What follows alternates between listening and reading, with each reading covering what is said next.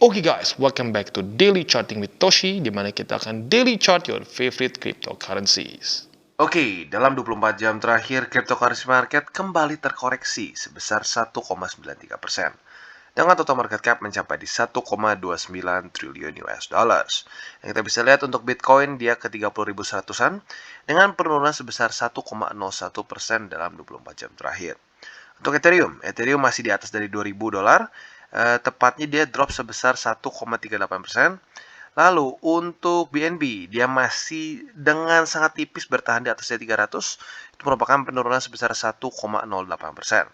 XRP turun sebesar 1,35%, Cardano turun sebesar 5,57%, dan seterusnya. Jadi overall kita bisa lihat sedikit ketarik oleh Bitcoin. Ya. Dan untuk daily close Bitcoin, seperti yang kita bisa lihat, ternyata daily close-nya sangat tipis sekali dengan support di daerah 29.700-an. Ya. Kita bisa lihat dia berhentinya itu di 29.800 pada jam 7 pagi tadi. Artinya sangat tipis. Ya. Tetapi seperti yang kita bisa lihat, ini masih technically membuat higher high. Ya. Dia membuat close di atas dari sini, dan ada possibility daerah 29.700 ini menjadi higher low. Ya. Nah, tentunya ini harus dibuktikan dengan close pada hari ini. Apabila Bitcoin bisa kembali menemukan momentum, naik lagi ke atas, ini menunjukkan bahwa Bitcoin bisa lanjut lagi mungkin untuk mendekati ke EMA 20 di daily. Ya.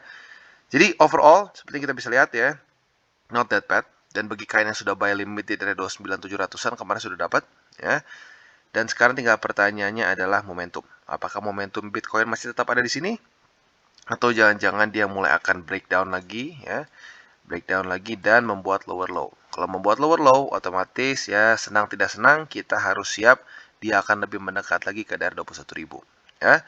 Jadi overall kurang lebih seperti itu untuk Bitcoin.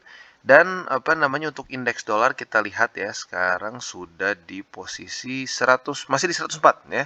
Tetapi uniknya apa? Dia mulai retest daerah 104 ya, resisten sebelumnya ya. Nah, possibility-nya sekarang menjadi support. Nah, semoga saja ya. Semoga saja dia mulai kehilangan momentum dan mulai turun sehingga ke daerah 103, bahkan kalau bisa sampai di tes MA20 ya. Lagi-lagi seperti yang gue bilang, korelasinya apabila indeks dolar terus menurun ya, kita bisa cek sebelum-sebelumnya, itu biasanya akan menjadi satu bull run bagi Bitcoin. Ya, saat tren dari USD atau lebih tepatnya indeks dolar turun, ya sedang bear market, biasanya cryptocurrency market dan indeks Amerika Serikat akan bull run. Ya. Jadi kurang lebih seperti itu untuk Bitcoin ya, dan untuk detail nanti kita akan bahas di belakang.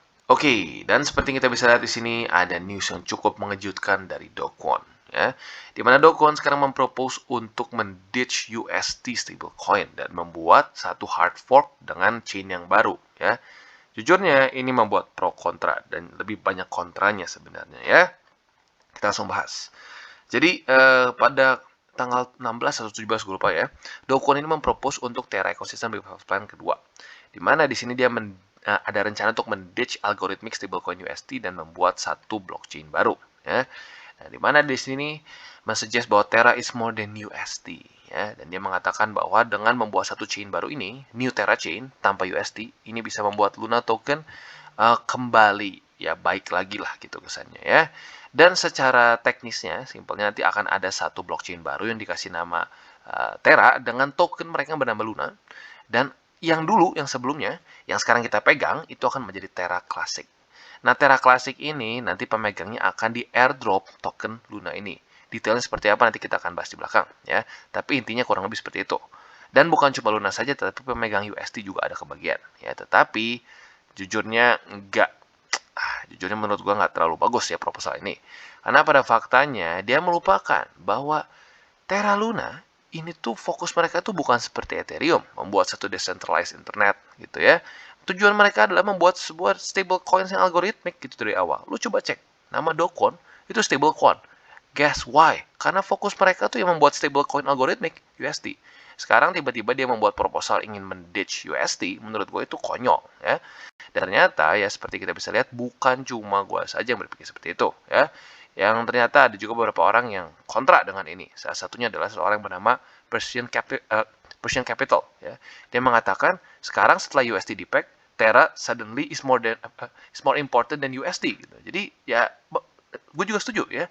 balik lagi konyol ya, UST ini dan di Anchor itu by far is the most popular activity di Terra ecosystem. Jadi lu kebayang gak sih?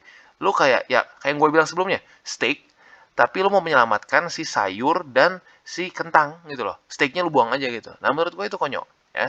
Jadi semoga saja proposal si Do Kwon yang kedua ini yang menurut gue rada konyol ini nggak akan pass ya, karena balik lagi cukup aneh ya. Kita bahas detail lagi di sini. Jadi setelah kita nanti sudah di airdrop ya, token distribusinya itu sebesar 1 miliar Luna tokens.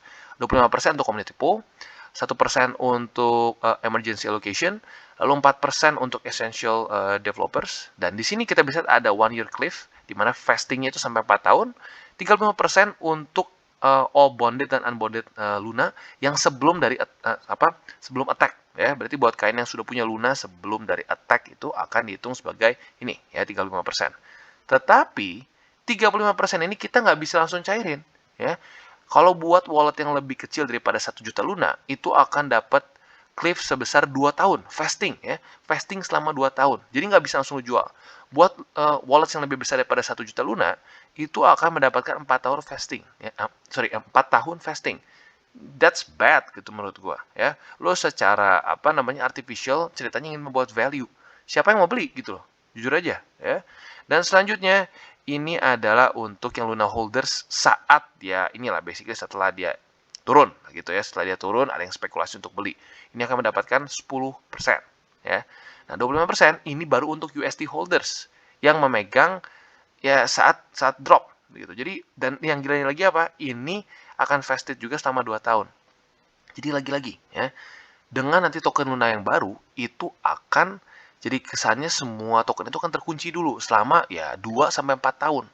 Ya, jujur aja menurut gue itu terlalu artificial untuk menaikkan satu value project ya, dan kalau orang-orang melihat ini sebagai satu gimmick ya gak akan ada yang percaya juga, ujung-ujungnya saling pressure-nya akan tetap terjadi, cuma bedanya terdistribusi aja gitu. Jadi ya baik lagi ya, kalau gue pribadi gue lebih setuju dengan ada salah satu proposal yaitu dari seorang yang bernama Fatman di sini ya, dimana fokusnya itu justru harus merefund USD holders dulu yang paling kecil ya, small wallets. Tujuannya apa? Untuk mengembalikan kepercayaan gitu loh. Sekarang dengan kayak begini apa kalau jadi percaya gitu ya, Luna lu di lock gitu loh, lu nggak bisa cairin dulu selama 2-4 tahun ke depan di vesting gitu ya. Ya nggak di vesting semuanya tapi ya pelan-pelan kan, pelan-pelan ada pembagiannya lah gitu, ada jadwalnya. Menurut gua ini nggak terlalu bagus gitu. Kalau lu mau membalikan kepercayaan, lu selesaikan dulu USD. Itu karena lagi-lagi jangan tiba-tiba lupa bahwa Terra Luna fokus mereka itu di stablecoins. Itu, dan bahkan Vitalik pun setuju loh ya, kurang lebih dengan ini ya. Lu bisa cek bahwa Vitalik pun kurang lebih setuju untuk mengkompensasi dulu orang-orang yang memegang USD dengan jumlah kecil gitu loh. Kenapa? Karena lagi-lagi kalau kepercayaannya nggak ada, ini sulit untuk bangkit gitu ya. Jadi ya baik lagi, semoga saja ini proposalnya ada yang lebih baik lagi. Jujurnya gue nggak terlalu suka dengan proposal yang kedua ini. Oke, dan selanjutnya kita masuk lagi ke BTC ya. Lagi-lagi PR untuk BTC adalah bertahan di atas dari 30.000 sampai 29.700-an ya. Kemarin technically berhasil ya, tapi tipis. Nah, seperti biasa kalau tipis ya, ini 29.800 sementara si supportnya di 29.700, maka lebih enak kita lihat hari ini. Apabila Bitcoin bisa tetap berada di atas dari 30.000, kalau ngomong super bullishnya dia bisa close di atas dari 31, itu menunjukkan bahwa momentum Bitcoin masih cukup kuat ya. Dan tentunya kita tahu di mana targetnya ya, target resistennya yaitu adalah MA20 di daily yang sekarang ada di daerah 34 ribuan. Ya, jadi ini PR besarnya nih. Andaikan sudah bisa berhasil di atas dari sini dan pelan-pelan membuat higher high dan higher low, nah, selanjutnya apakah akan dipukul oleh MA20 atau tidak? Terakhir kali kita bisa lihat pada tanggal 4 Mei, lalu pada tanggal 26 Mei, ini adalah hari-hari di mana MA20 memukul Bitcoin dengan cukup kuat. Ya. Dan ini tuh waktu itu harga Bitcoin masih nyaris 40.000. Jadi luar biasa menyakitkan. Ya, semoga saja dalam waktu dekat ini MA20 tidak akan menghajar Bitcoin. Ya. Dan lagi-lagi untuk buying limit masih sama ya. Di daerah 30.000 sampai 29.700 ini adalah untuk yang agresif masuknya ya.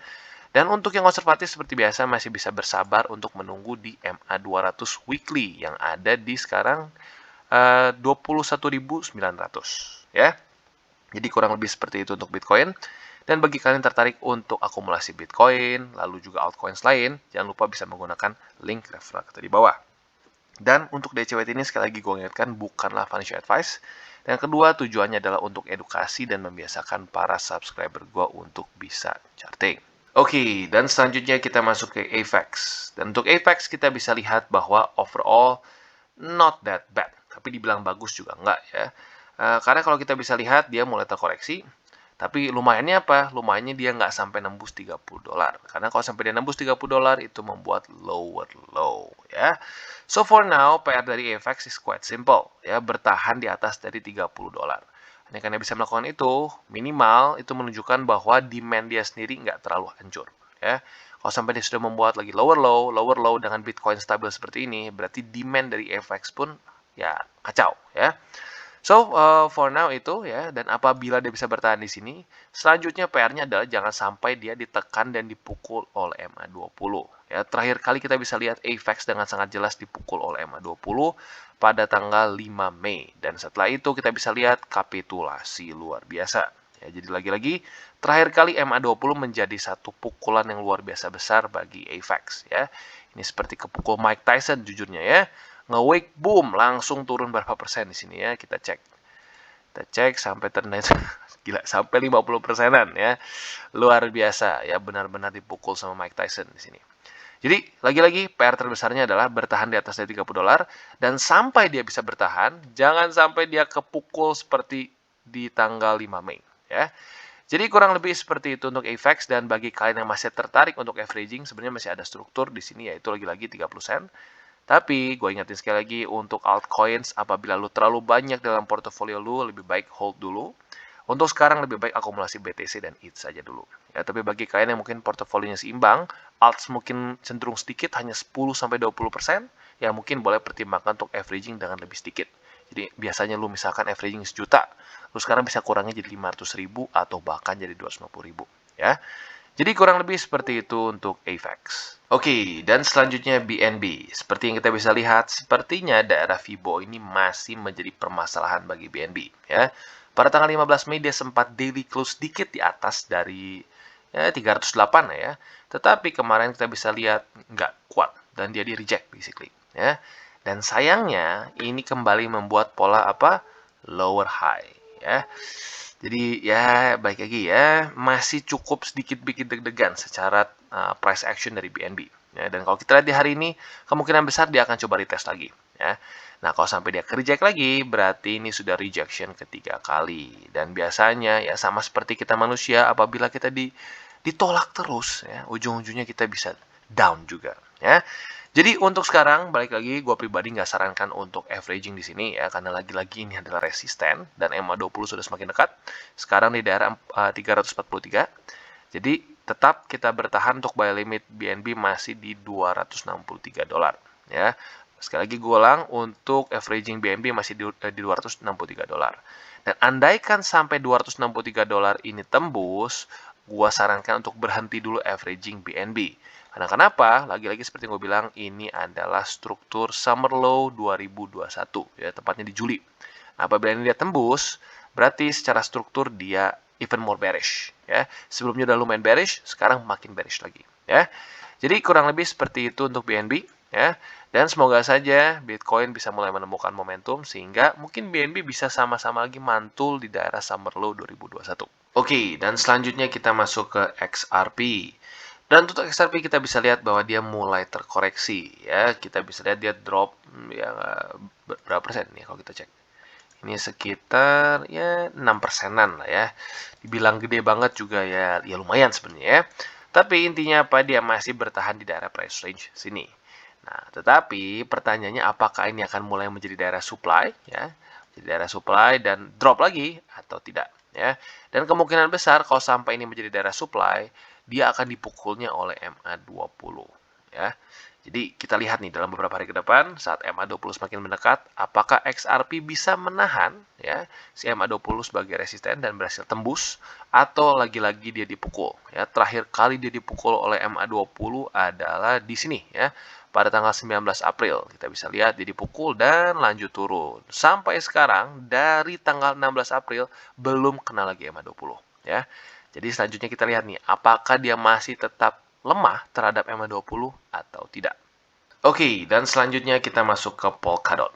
Untuk Polkadot kita bisa lihat sayangnya struktur $10 lebih 89 sen sepertinya gagal dipertahankan oleh Polkadot ya. Tapi balik lagi ya, walaupun dia gagal seperti ini masih ada kesempatan untuk hari ini ya, mungkin saja ini bisa menjadi false breakdown. Nah, tentunya itu harus dibuktikan apabila close daily dia di atas dari $10 lebih 89 sen pada hari ini, itu menunjukkan bahwa dia masih punya momentum untuk kembali lagi di tes MA20 ya. Karena sebenarnya bisa dibilang cukup sayang juga ya. Pada tanggal 15 Mei dia berhasil memecahkan struktur lower high di sini ya. Jadi masih ada kemungkinan ini false breakdown dan kembali lagi membuat higher high ya. Tetapi di waktu bersamaan, sayangnya MA20 semakin mendekat. Sekarang sudah di daerah $12 lebih 99 sen. Atau kalau kita bulatin di $13 ya.